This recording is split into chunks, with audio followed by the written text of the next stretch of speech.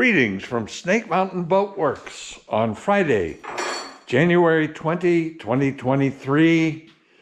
This is a follow-up on yesterday's unfortunate discoveries on our 1950 22-foot Shepherd Runabout. If you remember yesterday, we focused on black rot. Well, Joe and I started releasing the panels on the two sides that we knew had to be replaced because they were so full of dry rot. But then I had that probe that Joe has in his hands in my hand, and I just set it down over here and pushed it sort of against the edge of that covering board section, and what was it, about 5/8 of the probe disappeared, Joe? About 5/8 of it, yeah. So, did we find dry rot? You betcha. And unfortunately, the dry rot was not just in this frame member and in this deck panel, the covering board on both sides, both port and starboard. Well, I'll just hand it over to Joe. Yeah, so as we started releasing it and found the rot, it ended up being 2/3 of this whole piece, and it rotted out the whole frame, as Mike was saying. And then, as you see, it was fixed here at one point with the Dutchman, but if you look at the grain pattern, it's really bad. It was never mixed well together. So what I did on both sides is we have a seam right up here that follows the deck. So I have it coming across, and I took out this whole section on the port and starboard side. And if you see, it's actually not very thick. It's only at the thickest, it's 7/8 of an inch. So I was able to do it all out of 5/4.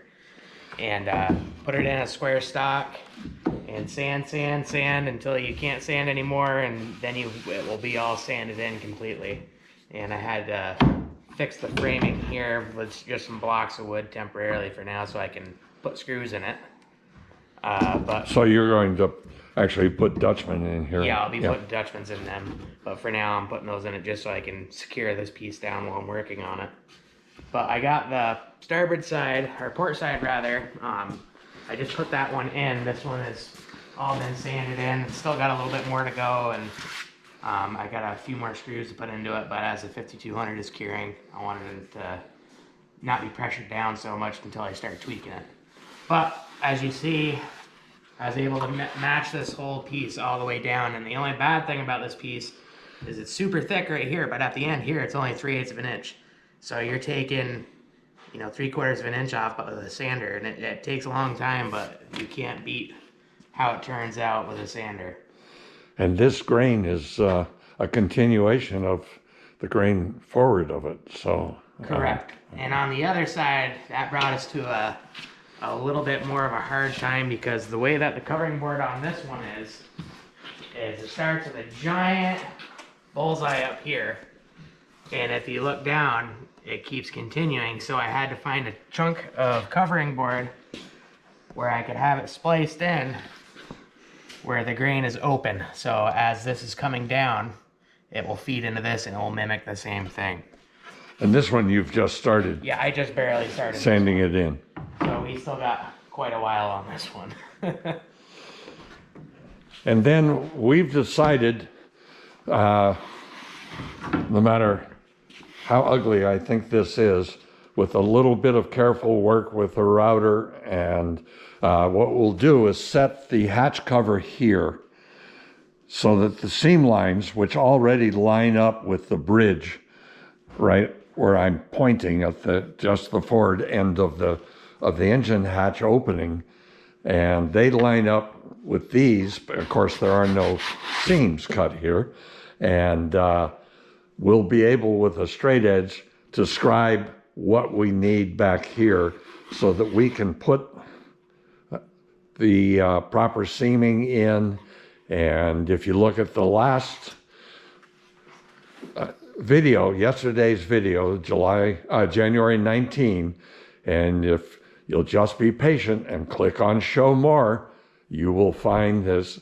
I work all the way down, giving you links to all the tools we talked about, but most importantly, as to where you can buy the proper yellow tint, the yellow tint that Shepherd actually used on its boats.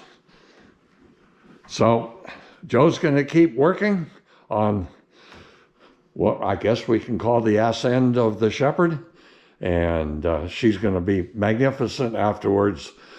He still has, as he showed you, that he's just got some temporary blocks in here now.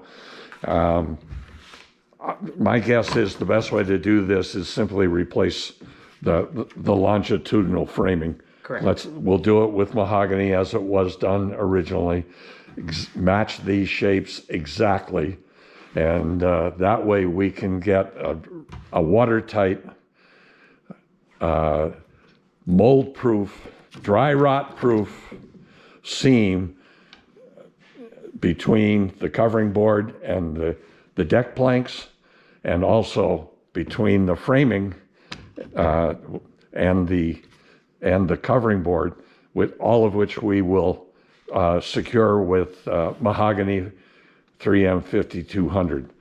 So, as our week ends, we've made some major progress on summertime, and by this time next week, she should be looking rather handsome. That's our update for Friday, January 20, 2023. Thank you so much.